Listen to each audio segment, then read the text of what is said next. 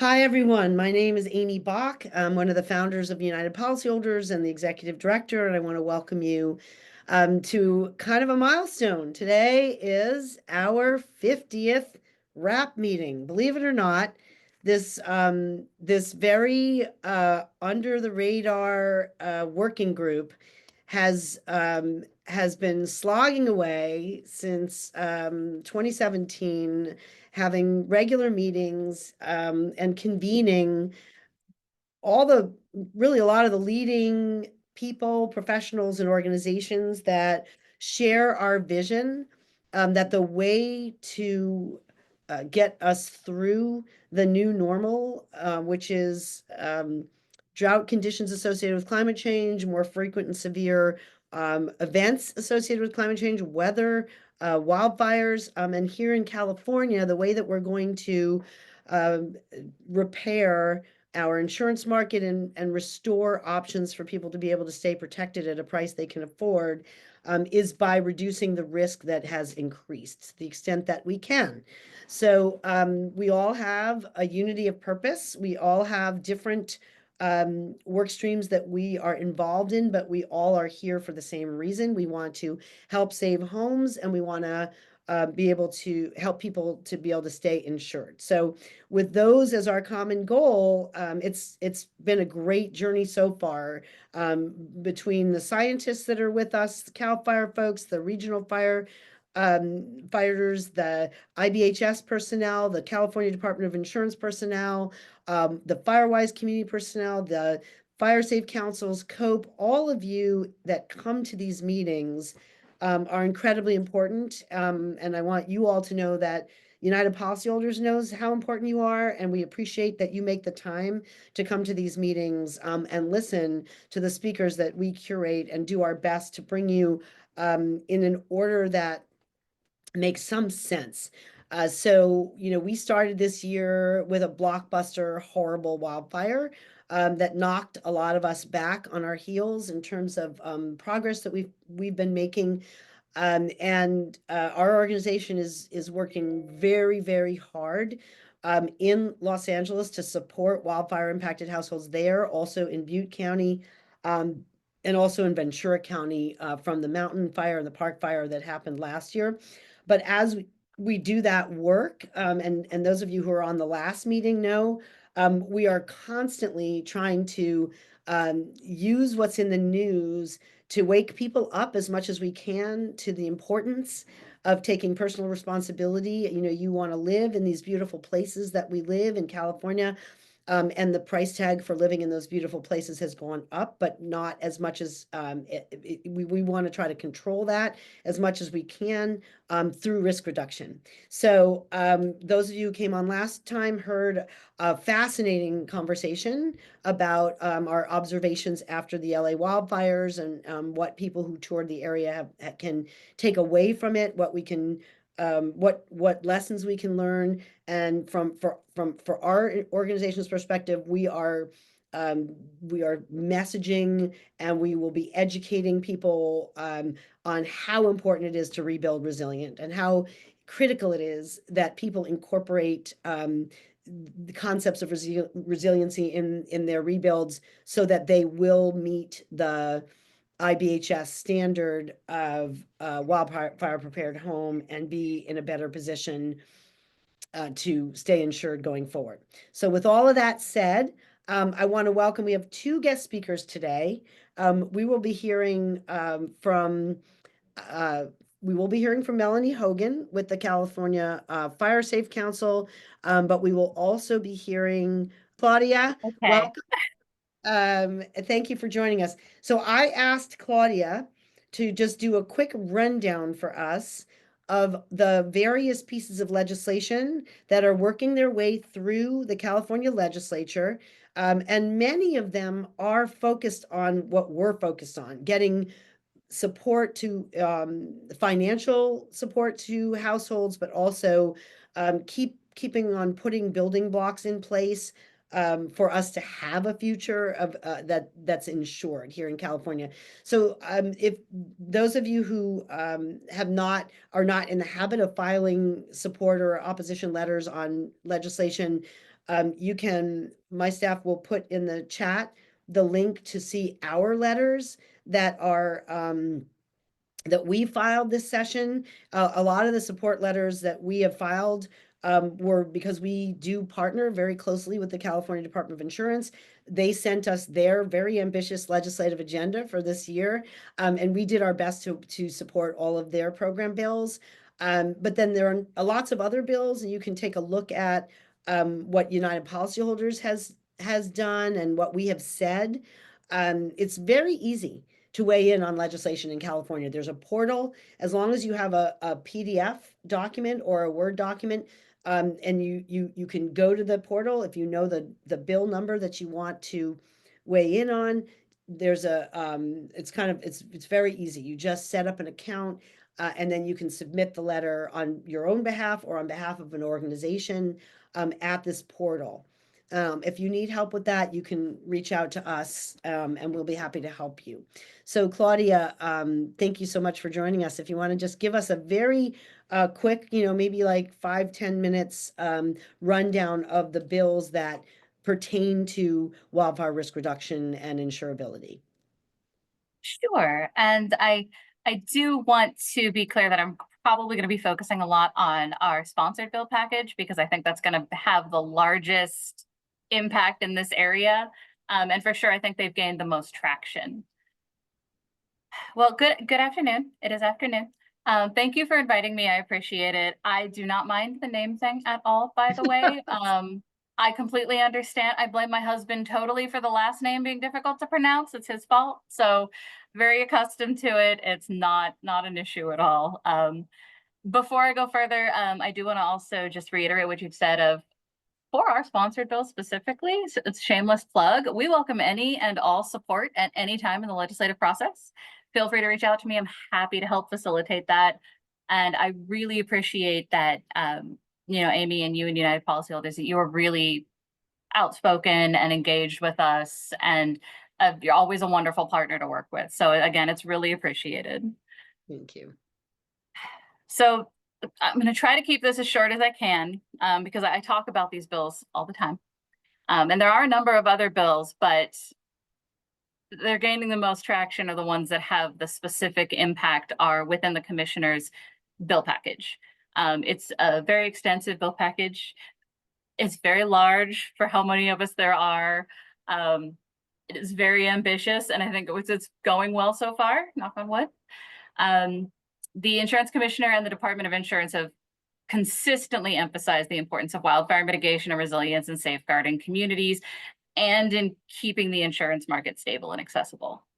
There have been proactive steps from the ongoing implementation of the sustainable insurance strategy to sponsoring impactful bills that address the concerns directly and supporting even other related bills. In that vein, I'm going to give a brief overview of 3 to 4 of our major bills this session. Perfect. And my subject matter experts unfortunately cannot join me today, but if you have specific questions to these, I will answer them to the best of my ability. But I'm also happy to set up separate calls and meet with teams separately at any time. So I'm always available. You can feel free to reach out to me anytime. Great, thank you. Specific to the bills is the commissioner is sponsoring, these are the 4 of the sponsored. Assembly Bill 1 by Assemblymember Damon Connolly is the Insurance and Wildfire Safety Act. This one would require the department to determine every 5 years if there's a need to update the Safer from Wildfires regulations.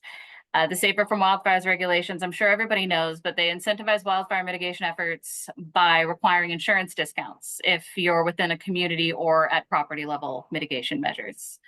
And this would require just the evaluation of, do we need to update? And the reason that's important is the technology on this is consistently changing and updating. And the technology of, is this roof going to be safe from fire, can change in 5 years. So it allows us to look and try to stay up to date. This one's currently in Assembly Appropriations. Most of our bills are still in appropriations. That'll change on the 23rd. Cross your fingers, that's suspense date.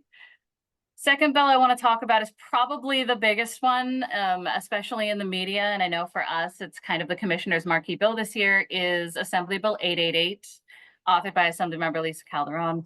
This is the California Safe Homes Act. This is the one that would establish the grant program within the department to support residents in getting new or replacement fire safe roofs, cleaning the first 5 feet or the zone 0 around their homes, and building more resilient communities. It's going to have a specific community carve out for the broader impact that it might have. And this one is especially important because this programs like this already exist. They are established, they're 7 to 10 years old, and they're in other states. They've been audited, they've been evaluated, they've been researched, and they're impactful beyond their immediate impact. So if you fund 10,000 homes, 80,000 homes are impacted because it actually has been shown that it changes the broader construction market and consumer opinion and desire for that construction. So it has a much broader impact potential than just what's within the program itself. So we're really excited about this one. And obviously we're still early in the session. I know it's June, but it's still technically early. There are a lot of conversations about it. We had the Alabama commissioner down for the insurance hearing. That was a lot of fun. So it has been probably the biggest one so far. And it's also in appropriations. It's ongoing. The couple I have for the Senate. So we have Senate Bill 495, which is with Senator Ben Allen. It's the Eliminate the List Act. And this one is in direct response to things that we heard in complaints from the 2025 wildfires in Southern California. To be really simple, because there's a lot of numbers and math on this one. Really Right. simple, it makes it so that they don't have to file a list if they have a total loss to get all of their inventory, and they can get payment on the contents of their home without having to have it capped at a certain amount or within a certain percentage. And when you have a home that has a lot of loss within it, especially in the homes we saw in the LA area, the current statute is only 30%. That's not sufficient for a lot of these homes. The other thing this bill does is it creates a data call on cat modeling and reinsurance so that we can study what these long-term trends look like in the use of these, especially with the implementation of sustainable insurance strategy. This one, there has been some pushback from the industry, but we are continuing to have conversations with the representatives on their concerns. And the author's office is very, very enthusiastic to have more conversations. So if I can just interject for a minute. So Of course. thank you. And on this point, United Policyholders, we're here under our roadmap to preparedness and our advocacy program umbrellas. But under our roadmap to recovery umbrella, this is an issue that our organization has been helping wildfire impacted households with for many, many years. We have lots of different samples of completed inventories, but we've also tried previously in the legislature to get more like an 80%, like you get that you'd be able to collect 80% of your contents benefits. We all kind of agree that the formula that we have right now that the legislature put into place a couple maybe, I don't know, 8-10 years ago is funky, right? As Claudia mentioned, it's 30%. It's actually 30% of your dwelling coverage that you get to use for your contents. Not directly relevant to this group, but it is important on one level, because what the insurers are saying in response is every time you mandate something like this on us, it makes it harder for us to do business. So it's not a straightforward, analysis here. I think where I predict this bill is going to come out will be something like maybe 80%. Or closer to what Colorado has, which is if you lose your home in a declared disaster, you get 65% of your contents if you coverage without having to itemize and do the list that Claudia was talking about.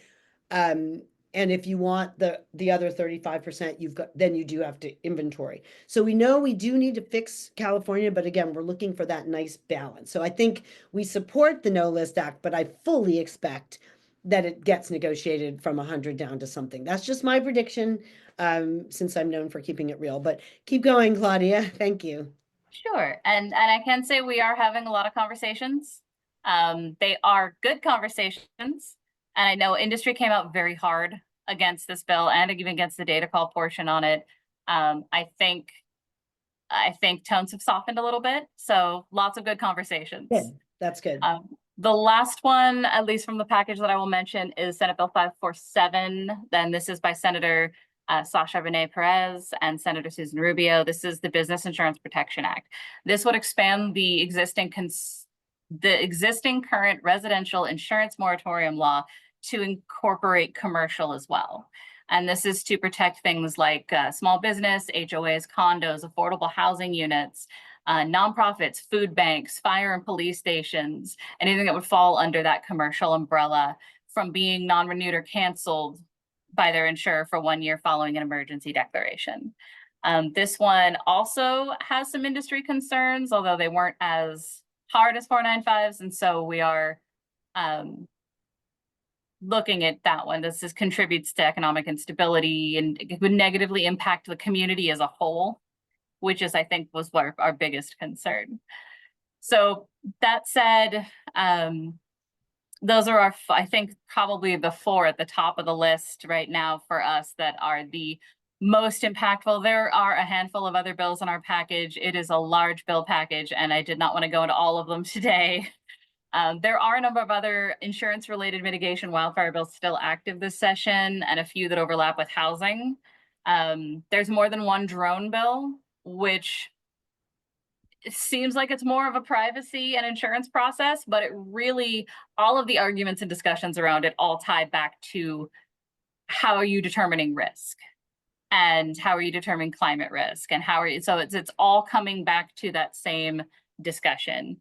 I don't think any of these bills escape the mitigation and home hardening discussion and the what is the climate risk discussion. Almost everything is tying back to those. So there's more than one drone bill this year. There's more than one fair plan bill, and they're covering a broad spectrum of issues from things like oversight to adding mobile homes to there's a number of fair plan bills. Anything that touches fair plan to the department is considered wildfire related, climate related, potentially climate impact related, because the whole reason a lot of these folks are on the fair plan is because of wildfires. Right. And so it all ties into that for us. It's a very big umbrella for the department. There's also a lot of bills about how to evaluate fire hazard severity zones and even how to evaluate and educate on home hardening. There's a couple of bills about what does education, and these are Department of Fire and Forestry bills, but how do they educate about home hardening? How do they perform their outreach? There's a couple of bills regarding how do you want to create an evaluation process for home hardening or in a state-based certification process to determine whether this house meets home hardening standards. There's a couple of those bills as well. And we're keeping an eye on those because they may impact or overlap with AB 888, and that's kind of always at the forefront of the thought process. We're also staying engaged, talking to authors. It's still an all hands on deck season. That might change in second House, second policy committee. Things tighten up a little bit, but right now, especially with summer coming up, all of the work happens in summer. And as Amy mentioned, support letters, if you can't get them to a committee, you can get them to an author, you can get them to anybody. It is, as they change houses, it is a key time because that really helps in terms of having that weight behind what you're asking for. And great. I think that about covers everything I was prepared to share today. I'm happy to answer any questions that I can. Terrific. I've got a couple that came in from Supervisor Smallcombe. Am I correct that the updated version of AB 888 requires annual allocations by the legislature? If so, what's the level of confidence those appropriations will occur? So as of this time, yes. I cannot share more details. That's the best way that I can say it. This is something that is ongoing in discussion, is what does the financing look like? Because in a perfect world, we want to secure finance for this every year. Right. And we all know that appropriation by legislature is not a secure financing option. We are also asking in the budget for seed funding as well. So right now, it is dependent upon appropriation by the legislature. Yeah. Yeah. And I know, I've been on the public model advisory board for the catastrophe model. And I think, that's another ask of for money from the legislature. We got another question. I don't know if you're going to know the answer. Is anyone taking advantage of former state senator Hannibeth Jackson's bill, which provided funding under the PACE program for home hardening? That's really more not a question for you, but if there's anybody on the call who has an answer to that question, um, does anybody know whether anyone's trying to take advantage of that, right? To get, to similar to what people were able to access through PACE for, home energy improvements. But I think I don't see any other questions for you. I really appreciate your time. I jumped over something on the agenda that I shouldn't have. One was our last tip of the month, actually walks people through how you can make your voice heard, on a piece of legislation. So if anyone kind of needs a prompt, we'll put the link to that tip of the month in there. It just sort of walks you through if you want to weigh in on legislation. So Claudia, I know California has a longer legislative session than a lot of states. I know Florida just wrapped up theirs, Colorado wrapped up theirs. But we're going to be slogging through. Does it go all the way? It goes all the way to September, right? The session here. Yes. Yeah, but it's mostly gonna, yeah, all the way through September. It mostly will be wrapped up in the fall. By the time we get to fall, it's usually the last lingering bits of, are there fights left to be had, and who else do we need to talk to get the final votes? And then everything goes to the governor's desk before, I think it's October 15th. Okay. So I think September 15th and October 15th, or September 15th for all the bills and October 15th for all the signatures. Got it. Got it. Well, thank you so much. People from your agency have been on. We had way back when we had Brian Henley, we've had Mike Peterson, we had Michael Martinez. I think we even had the commissioner come on. So, I know today is a big day with the State Farm rate increase matter. But I really do appreciate, we do appreciate everything that your agency is doing, and we know you got a lot going on. So thank you for making the time to be with us, Claudia. And if folks have additional questions, you're welcome to send them our way, and I'll make sure that they get forwarded to Claudia. So another thing I skipped over on our agenda, I just put the link in the chat to there's a federal bill that we are also supporting, that is co-sponsored by Congressman LaMalfa and Thompson, that would give mitigation grants. And I know everybody, a lot of us who are involved in this work are still kind of in shock about the BRIC grants being terminated, and looking for any other vehicles. So hopefully we'll see some bipartisan momentum. There was a hearing either this week or last week in Washington. Again, kind of looking at different ways that we can get money into people's hands for to pay for home hardening. So I've put our letter, linked to our letter, which was we signed on to a letter that the APCIA, the American Property Casualty Insurance Association, had drafted. We agreed. We thought, great, let's if we agree, let's come in together. United Policyholders helped get a few other signatories for that letter. We reached out. We actually, Mark Brown, Marin Wildfire Authority, signed on. We got some friends in Colorado to sign on for a little geographic diversity, knowing that California is not always the favored nation in DC. We also got one of our partners from Louisiana to weigh in and support the LaMalfa Thompson bill. So if your organization is in a position to support that bill, great, do it. Okay, so now we're going to move to our other speaker, and I'm very grateful that we are all so grateful that there is such a thing as FireSafe councils. And the FireSafe program, if you want to, I want to introduce Melanie Hogan, who does development for the FireSafe Council. So Melanie, you're with the state wide FireSafe Council, correct? That's right, yes. And then you guys are an umbrella, right? You have all the regional FireSafe councils. Are they all organized under you, or are there some FireSafe councils that? No, they're independent. Yeah, so the only, my presentation goes into a little bit of like how we started and how that all works, but Great.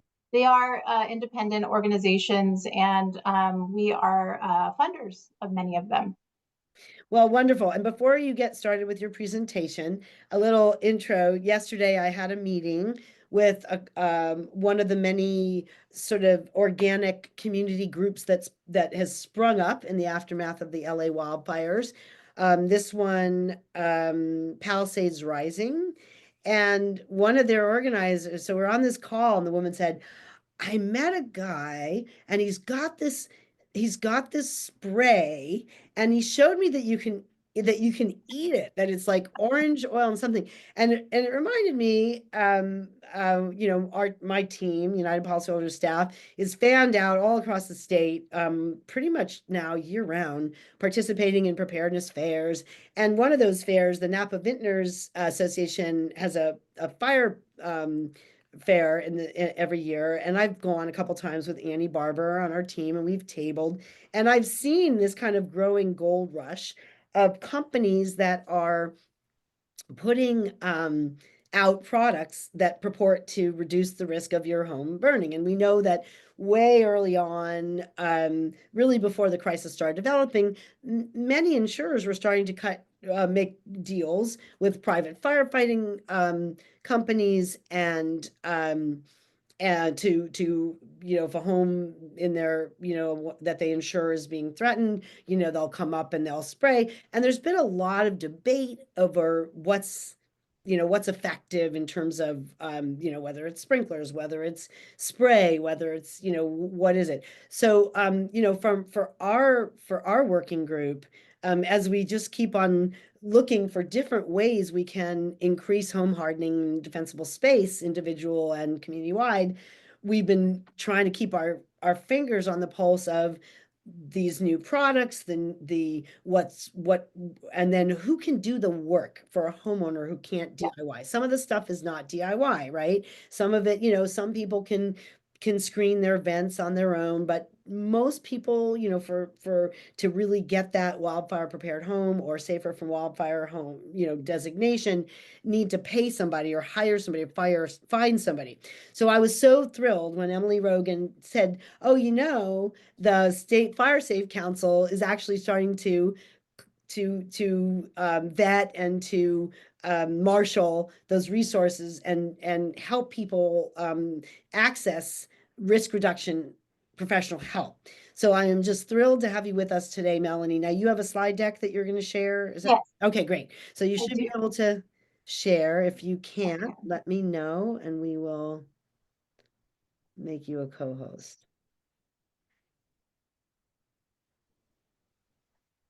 There you go. Welcome, All right. Melanie. Wonderful.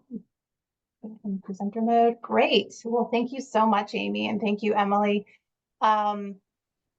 Yes, so I started at the California FireSafe Council last year. I have a background in fundraising. I've been working in fundraising and development for 24 years now, and all in environmental work. This is the first organization that I've worked at that is in the wildfire space, but I've done a lot of conservation work, so closely related. And I'm going to start off by talking a little bit about the history of the FireSafe Council, our programs, and then I'll jump into the FireSafe Vendor List. Great. So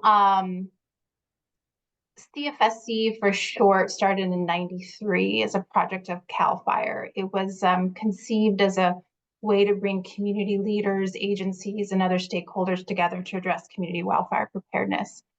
It evolved into an independent 501c3 organization to streamline public dollars directly into the hands of community-based organizations to work on wildfire preparedness. Major partners since inception, of course, have been CAL FIRE, also the U.S. Forest Service. Recent funding has been received from the U.S. Bureau of Land Management, and we've received some quite nice grants from PG&E and SoCal Edison as well. CFSC supports communities across the state in wildfire preparedness and resiliency through grant funding, programmatic support, and technical assistance. As the statewide FireSafe Council, we assist a network of over 300 local FireSafe councils across the state in their efforts to educate, empower, and mobilize local communities to live safely with wildfire. We provide grants to community-based organizations for mitigation and preparedness. Through programmatic support, we foster a strong network of local leaders to share best practices, encourage collaborations, and facilitate peer-to-peer learning. And then in terms of technical assistance, we provide expertise on the administration and execution of projects. Since 2002, we have granted $140 million to 1,200 different projects. We make grants to, of course, local fire safe councils, fire protection districts, resource conservation districts, local governments, nonprofit organizations, and HOAs. Often these entities will work together on planning, mitigation, and education projects as well. And this is some of the impact and outcomes we've had since inception. 400 community projects completed, nearly 4,000 community wildfire protection plans, 3,600 education programs, products, and workshops, and 1,600 properties receive defensible space work since 2021. So that's recently. And then our two main programs are, the first one is the FireSafe Community Program, and it starts in this cyclical fashion, starting with defensible space. And that's really the funding to the FireSafe councils and other community-based organizations to support at-risk and vulnerable communities and defensible space work. Home hardening, as you all know, sometimes I talk to audiences and they may have known what home hardening is, but I know this group does. We will actually be administering a new kind of sub-program with some funds from SoCal Edison in Southern California this year, specifically on home hardening. Community mitigation. So this includes reducing fuels around communities, establishing fuel breaks, and hardening community infrastructure. We also work at the forest health level and landscape resilience. So we fund large-scale forest and landscape management projects meant to restore ecosystems and health, and in the long run, reduce the risk of catastrophic wildfire entering communities. We fund planning for evacuation, making sure exit routes are clear and safe, educating community members on how to evacuate safely and quickly.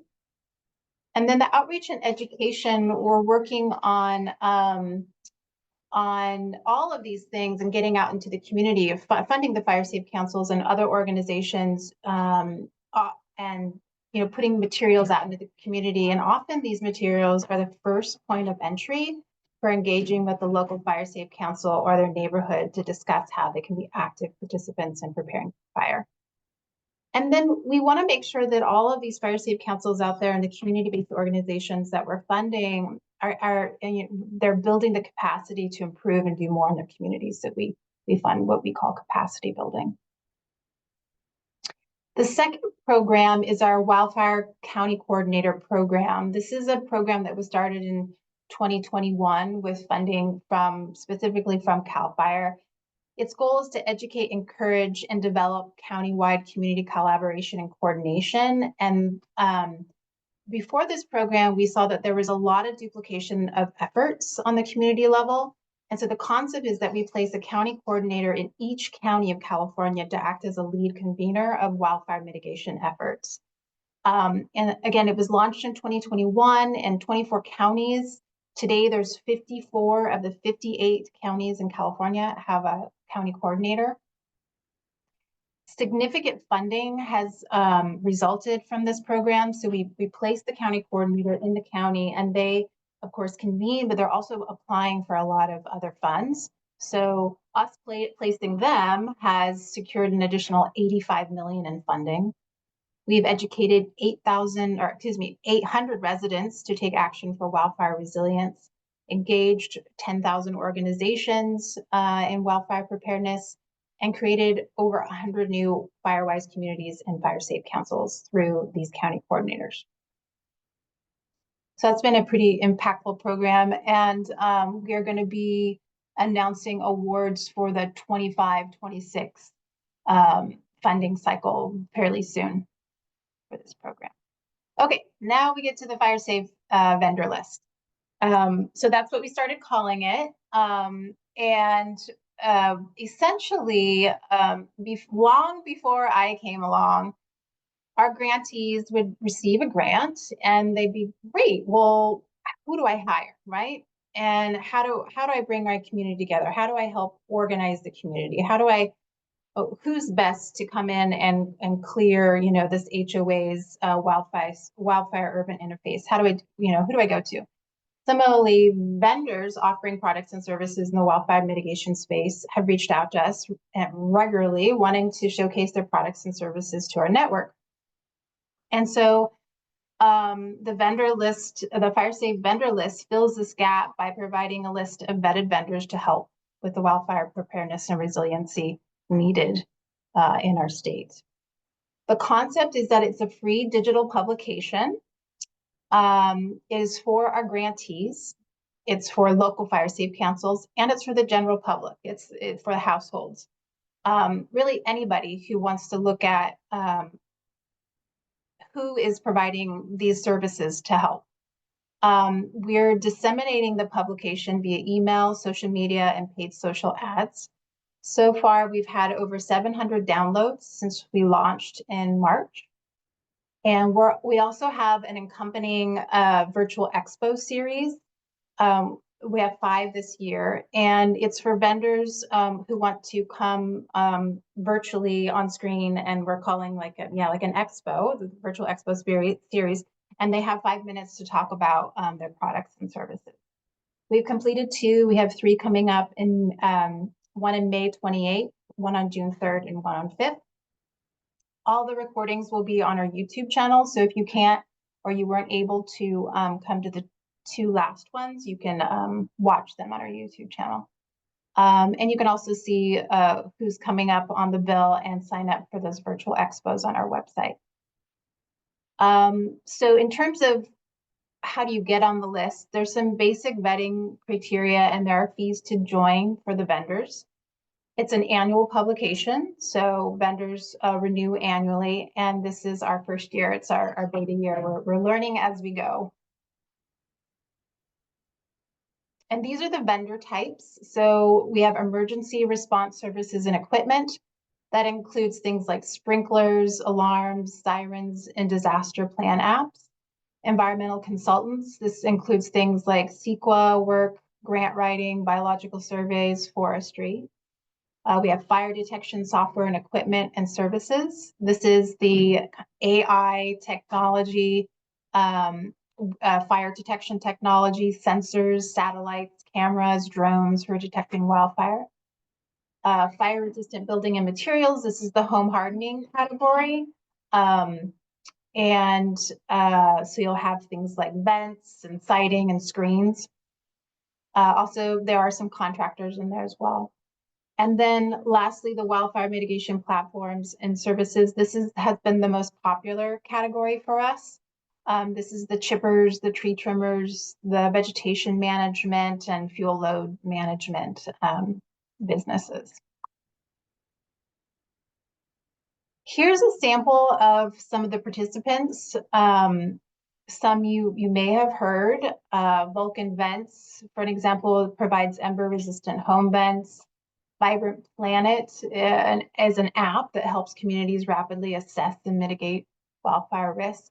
The Patriot Group, vegetation management, fire retardant application probably applies. I think what you were talking about, Amy, is Komodo. Does that ring a bell? Okay, because their product is orange. She didn't say the name, but I distinctly remember a guy walking around at one of the Napa fairs saying, with the spray bottle, saying, "Yeah, you can eat it." So I don't know if it's the same guy. Is there more than one? What's it called? Well, Komodo wasn't able to make it in the first round, but they are going to be getting into our second round, and it is an orange product and it's non-toxic. I don't know if you can eat it, but that's what I thought of is Komodo, and the Patriot Group applies Komodo. So Okay. they are like a third party, would come in and apply a fire retardant. And just, Melanie, for what it's worth, WUI has been a member of this working group for many, many, Oh, good. many, Yes, many. I'm Yeah. I'm sure we have some crossovers here in multiple ways. Yeah. So yeah, the Patriot Group, they also have contract firefighters and emergency response. So this is just a little sampling of who's in the list. Great. So this is the vetting criteria. So we really are just looking at basic business criteria. Whether or not the efficacy of the product, we're not looking at that yet. We're just looking at what's out there, and the FireSafe councils and our grantees really need to do the vetting and the procurement for hiring. So what we are looking at is, do they have liability insurance? Do they have workers' comp insurance, business license? Do they have, is it okay to do business with the federal and state level, right? Are they not on some blacklist? So they have to have this certification regarding debarment and suspension. Do they have professional references? And we check them. And then what kind of certifications? These last two are kind of good to have, but the ones up above are a must have. So there's a place on the listing where you'll have any kind of certifications that the business has, and then any applied methodologies, like are they using IBHS methodologies in their products. And this is what the list looks like. So when you download the list, this is the front cover, and these are two of the listings. It's organized by vendor type. And then the sample listing, they have hyperlinks. All of these are hyperlinks, so you can go directly, once you download the PDF, you can go directly to any of their social channels. You can go directly to their website. Also, the email is hyperlinked. What it'll have, if available, their area of expertise, county served. These two particular vendors are statewide, years in business, and then any experience with other FireSafe councils or grant experience. And then they'll have their vendor statement and specialty tags. So whether or not they're small business, minority owned, veteran owned, that kind of thing. That's at the bottom of the listing. You don't see it here on these two. There's also, we try to make this as user-friendly as possible. You can search the document. So if say you live in Sonoma County, you can do Control F and just, type in Sonoma County, and it'll show you everything that's in Sonoma County. You'll have to click through, but there is some search function in the publication, as well as if you're in the fire resistant building and materials section and you want to go back to the table of contents, this is hyperlinked to go right back to the table of contents. And all of those instructions are in the back of the publication. So as I mentioned, we released in March. The publication has 66 vendors. Some of them straddle over two vendor types. We allowed them to be in two if they indeed, their products and services were in two different vendor types. And we have a spring call for applications right now that closes on May 23rd. And we'll have another release in July of 2025. And really hoping that's going to help increase the number of vendors. And this is an additional plug for the virtual expos. Next one coming up on May 28th, June 3rd, and June 5th. And then several of the vendors additionally came in as philanthropic corporate partners and gave a gift on top of their listing fee to the California FireSafe Council and the work that we're doing. So we're very grateful for them. You'll see them as the bronze level partners. They receive logo recognition on our website, emails, social posts, events, and publications throughout the year. Vanguard Vents has also been a big, long time participant in our efforts. So great to see them there. Oh, good, good, good. And that wraps it up. Here's my contact information. You know, it'd be really grateful if you could help spread the word about it. And we're close to finalizing a partner promotional toolkit for like-minded organizations to help disseminate, and I'd be happy to forward that to you. Yeah, open to any questions. Great. Well, we are enthusiastic about promoting it, so we look forward to getting that kit for sure. And thank you so much, Melanie. I mean, it's this is exactly the kind of pragmatic innovation that you know we need to see. We have one question so far. Are county coordinators required to reside in their representative county? It's a basic one. I don't know the answer to that question, but I certainly can get it. Okay. Yeah.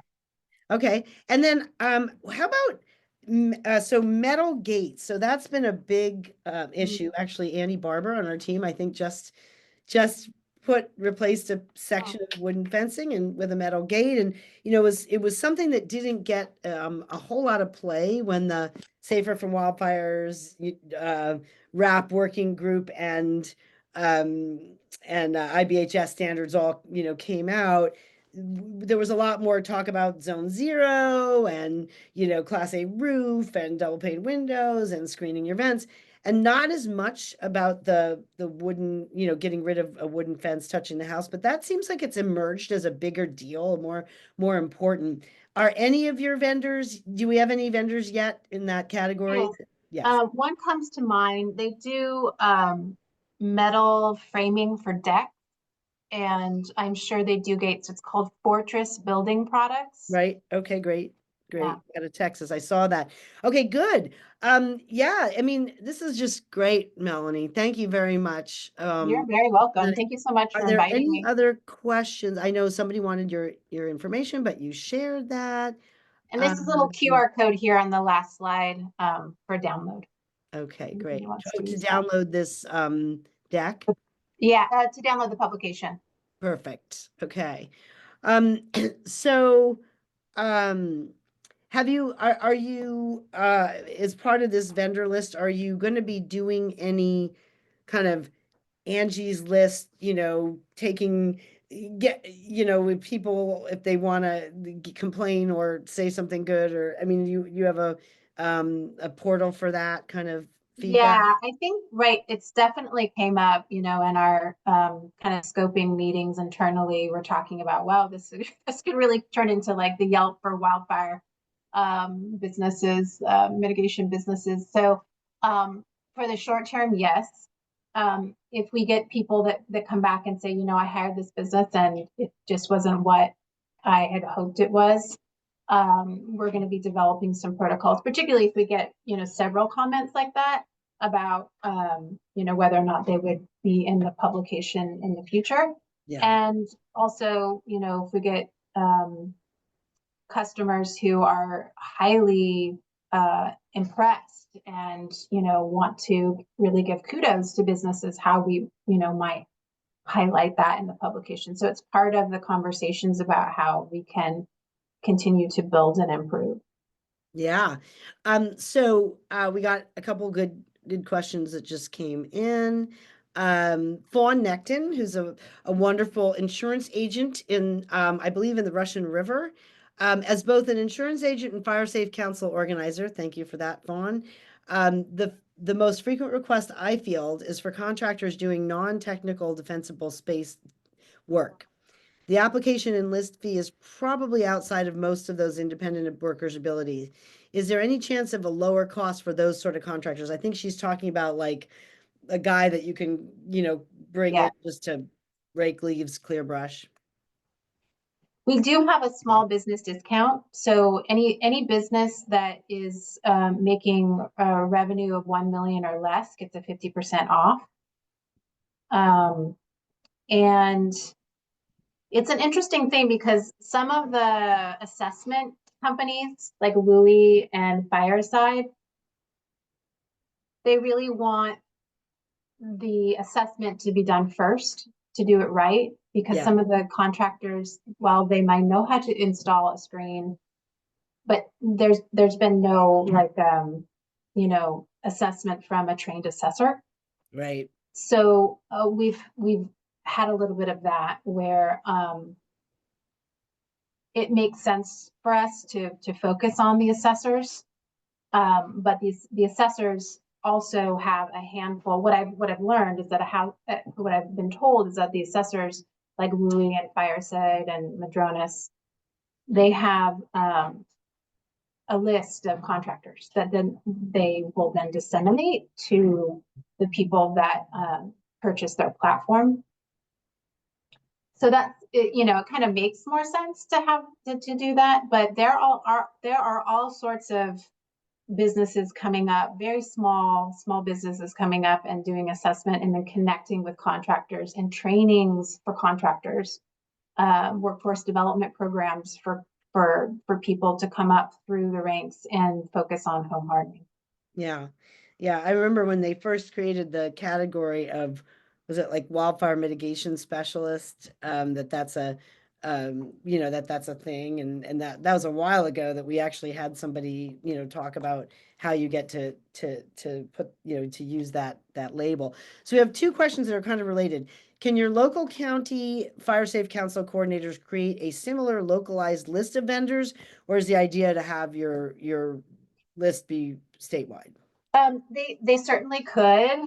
And one of the big things that we've learned with releasing this first annual year is that we should have, we're going to in the next, probably in the July release, we're going to organize it by region.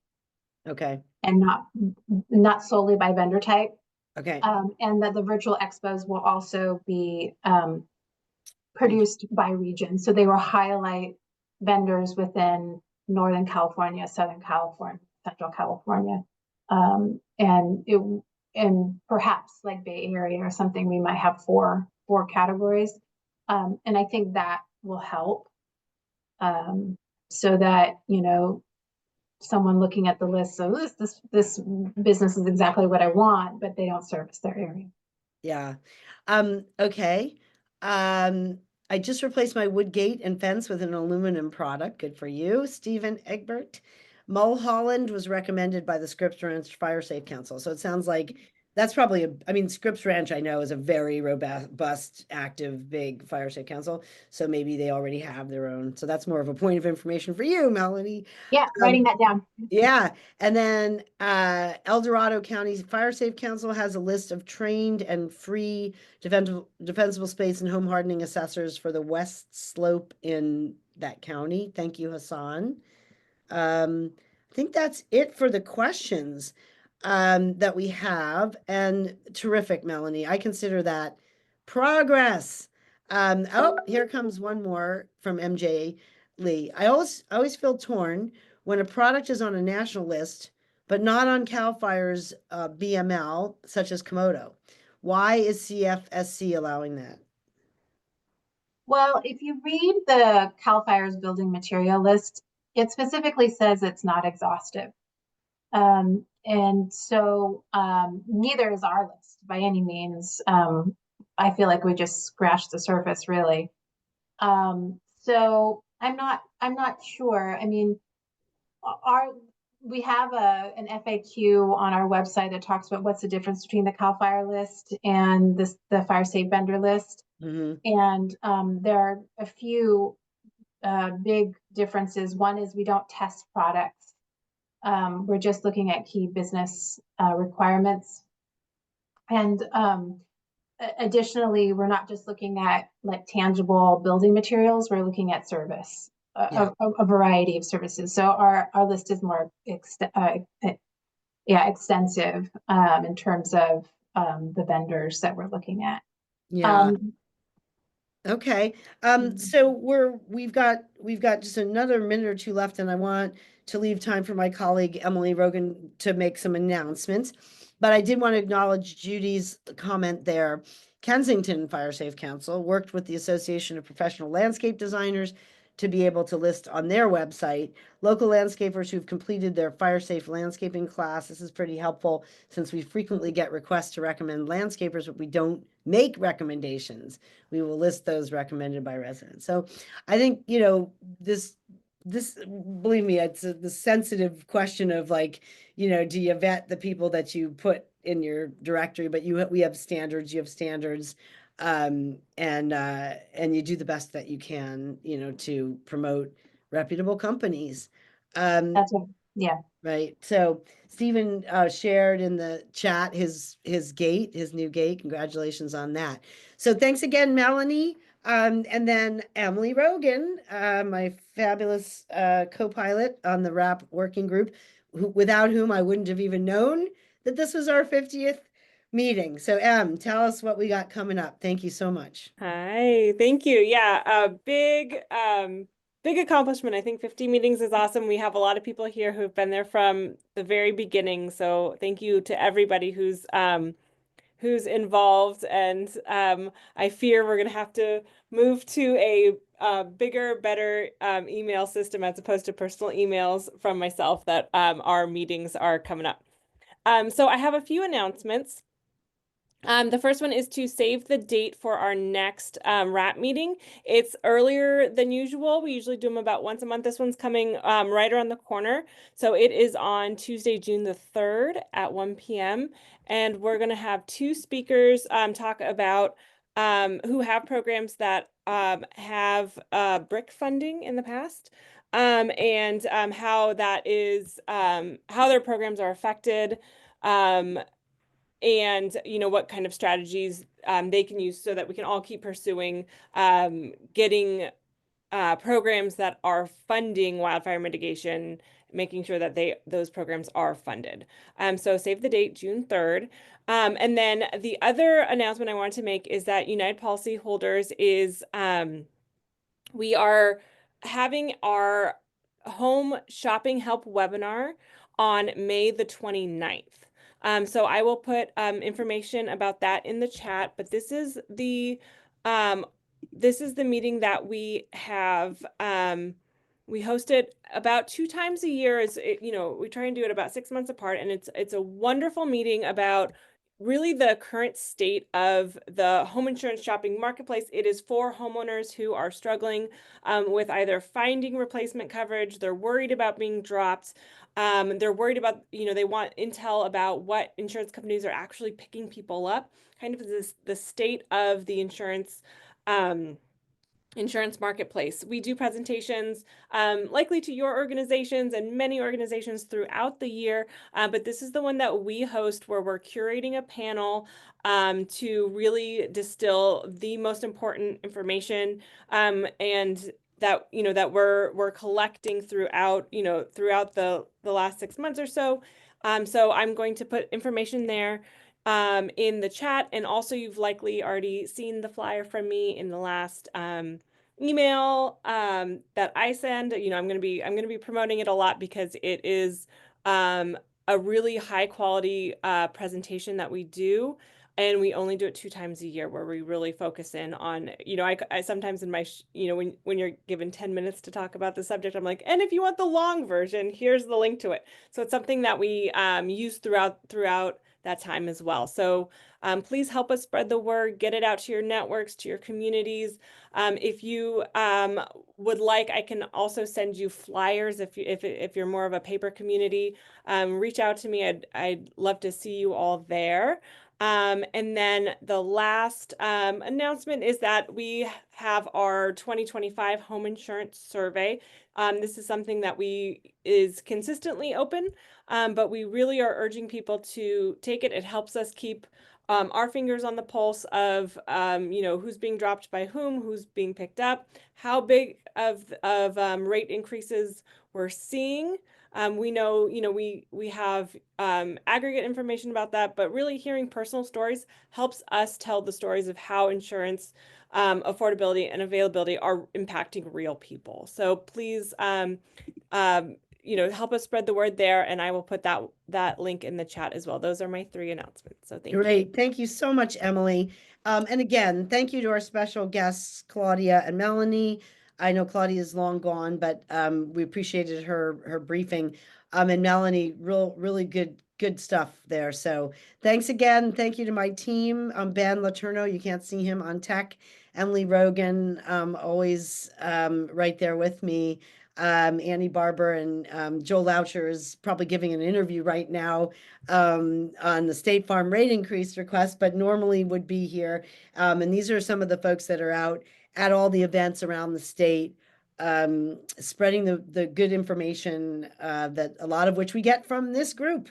So thank you all for your time and attention. Hopefully we will see you on June 3rd for some inspiring stories of how we are going to get through this strange phase we find ourselves in with the BRIC grants having been, I hope, just suspended. So for today, that's a wrap.